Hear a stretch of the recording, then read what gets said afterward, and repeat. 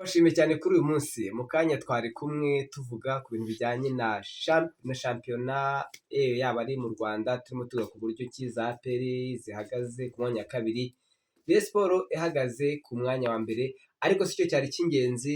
Match zikomeye hari igikombe cy'amahoro cyari kimwe cya kabiri mikino ya returu, kuko match are turuka ko polisi yari yanganyije na APR 1-1, Rayon Sports ihuye nayo inganya na Mukura 1-1. Uyu munsi zose zagiye Kigali zihurira ku mahoro, zirangije ziteranyiriza imikino hamwe, amafaranga aza kuza kuvamo twavuze ko aza kugabanwa 50-50, bamaze gukuramo amafaranga bagomba kwishyura kuri stade Amahoro.